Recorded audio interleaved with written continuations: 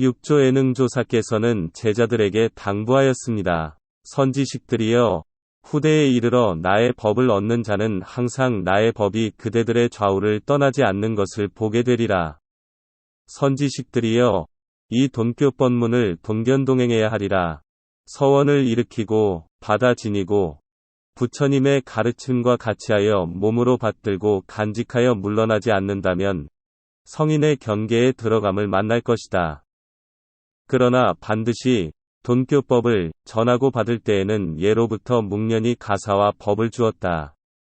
큰 서원을 일으키고 보리에서 물러나지 않아야 곧 부촉했던 것이다. 만약 이 돈교법문과 견해가 같지 않고 의지와 서원이 없다면 어디에서도 그런 자에게 헛되이 베풀고 전해서는 안 되니 저 앞 사람들을 덜어내어 결국에 아무런 이득이 없을 것이다. 만약 어리석은 사람이 알지 못하고 이 법문을 회방한다면 100겁에 1000번을 태어나더라도 불종성을 끊을 것이다. 육조 예능조사께서 돈교법문을 세우신 것은 매우 중요하고도 중요한 일이 아닐 수 없습니다. 이 돈교법문에서 선의 양대 산맥에 해당하는 남아쾌양선사와 청원행사선사가 나왔고 다시 그 아래에서 마조선사와 석두선사가 나왔다고 하겠습니다. 자, 그럼 이제부터 내용을 하나하나 풀어보겠습니다. 육조께서는 말합니다. 선지식들이여, 후대에 이르러 나의 법을 얻는 자는 항상 나의 법이 그대들의 좌우를 떠나지 않는 것을 보게 되리라. 선지식이란 곧 착한 지식을 간직하고 있는 자를 말합니다. 이 착한 지식은 모두로 하여금 악을 버리고 선을 닦게 하고 마침내 바른 깨달음의 길로 안내하기 때문입니다. 여기에서는 곧 돈교법문을 깨닫고 닦는 자를 선지식이라고 하겠습니다. 후대에 이르러 나의 법을 얻는 자라고 한 것은 나 육조가 이 세상에서 인연이 다한 이후에 이 단경을 의지하여 돈교법을 얻는 자를 가리키겠습니다. 나의 법이 그대들의 좌우를 떠나지 않는다고 한 것은 이 돈교법의 일행산매가 행주자와에 항상 성성하다는 것입니다. 보게 되리라 고한 것은 누구라도 돈교법을 얻으면 반드시 그렇게 된다는 것입니다. 육조께서는 다시 강조해 말합니다. 선지식들이여, 이 돈교법문을 동견동행해야 하리라.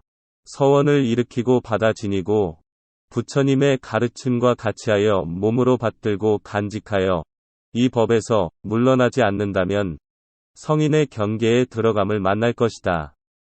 돈교란 전교의 반대입니다. 저 암마라 열매가 서서히 익어가는 것처럼 차례를 밟고 점차로 닦아서 마침내 생사를 벗어나는 것을 전교라고 합니다. 석가께서는 먼저 소승법을 설하고 나중에는 대승법을 설하였습니다. 이것을 차례로 밟아가는 것을 전교라고 합니다.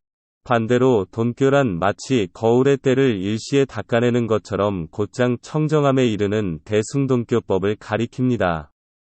동견동행해야 한다는 것은 돈교법과 같은 견해를 짓고 돈교법 그대로를 닦는 것을 말합니다. 여기에서 행이란 곧 수행을 의미합니다. 서원을 일으키고 바다 지닌다는 것은 저 관세음보살이 일체 중생을 향해 자비의 원력을 세우는 것처럼 저 아미타 부처가 보살 시절에 48가지 서원을 세운 것처럼 석가모니 부처께서 보살 시절에 500가지 서원을 세운 것처럼 약사열애 부처께서 보살 시절에 12가지 서원을 세운 것처럼 나 역시 선한 발언을 세우는 것을 말합니다.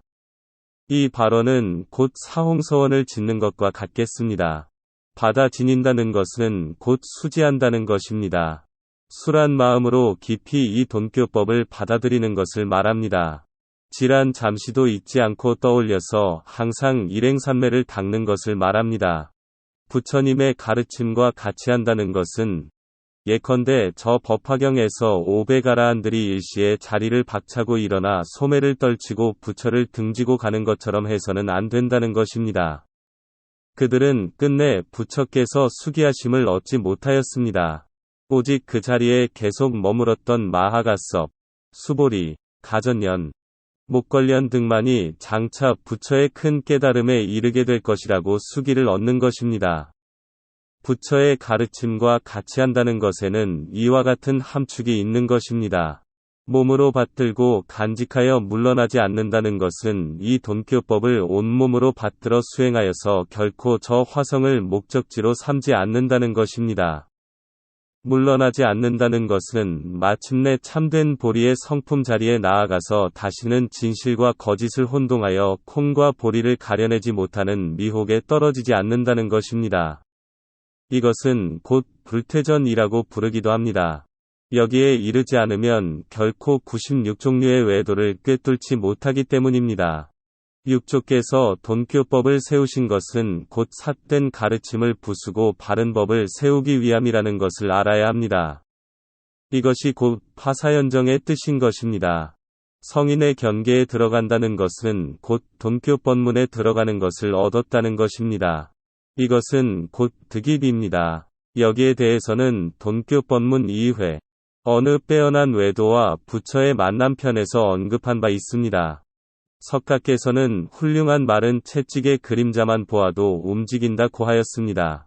계속해서 육조께서는 말합니다. 그러나 반드시 돈교법을 전하고 받을 때에는 예로부터 묵련히 가사와 법을 주었다. 큰 서원을 일으키고 보리에서 물러나지 않아야 곧 부촉했던 것이다. 여기에서 전하고 받을 때라는 것은 스승과 제자의 뜻이 개합한 것을 말합니다.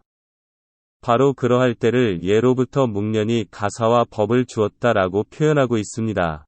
묵현이라는 것은 곧 묵련과 같습니다. 입으로 서로의 뜻을 통하는 것이 아니라 마음과 마음으로 돈교법에 통하는 것을 말합니다. 왜냐하면 입을 벌려도 소리가 이루어지지 않고 붓을 눌러도 종이에 닿지 않기 때문입니다. 이는 곧 돈교법을 통하여 일행산매가 이루어지고 참성품이 드러난 것을 말합니다. 가사와 법을 주었다는 것은 내가 그대를 인정하는 것처럼 불보살들뿐만 아니라 역대의 조사들 또한 모두 증명한다는 신표인 것입니다. 큰 서원을 일으키고 보리에서 물러나지 않는다는 것은 곧 불퇴전보살의 지위에 이르렀다는 것입니다. 그는 곧 동교보살인 것입니다.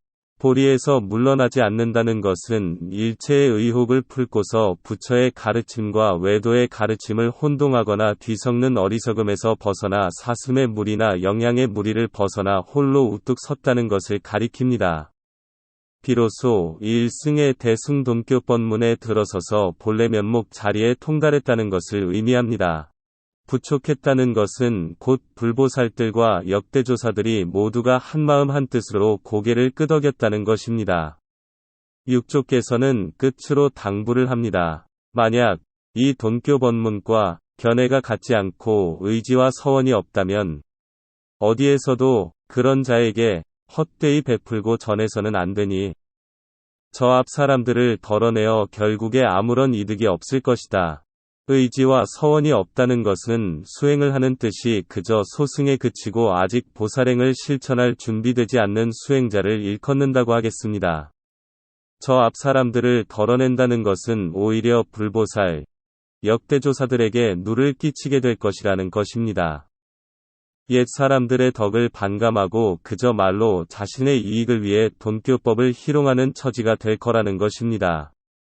아무런 이득이 없다는 것은 돈교법을 전하는 사람에게도 도움이 안 되고 그것을 받는 사람에게도 좋은 의도가 가닿지 않고 왜곡하게 될 거라는 것입니다. 육조께서는 마지막으로 당부합니다. 만약 어리석은 사람이 알지 못하고 이 법문을 회방한다면 100겁에 1000번을 태어나더라도 불종성을 끊을 것이다. 이 돈교법문은 곧장 부처의 종자, 부처의 씨앗을 골라내어서 몸속에서 기르고 몸 밖에서 성장시키기 위해 모든 불보살이 닦아간 길이라는 것을 기억해야 합니다. 육조예능조사께서는 육조단경에서 이 돈교법은 과거 7 부처가 전하였고 가섭에서 달마에 이르는 28대의 조사들뿐만 아니라 지금의 나해능 또한 5대 홍인조사에게 받았다라고 분명하게 밝히고 있습니다. 부처와 조사의 바른 가르침은 오직 이 돈교법문을 통해서만이 전하고 받는다는 것을 명심해야겠습니다. 질문: 무엇이 돈교법문일까요? 대답: 조주선사께서는 뜰 앞에 잣나무 즉 정전백수자를 말하셨는데 어떻게 이해하십니까? 부처께서는 반야바라밀다를 의지하여 안욕다라 삼략삼보리를 얻는다고 하셨는데 어떻게 이해하십니까?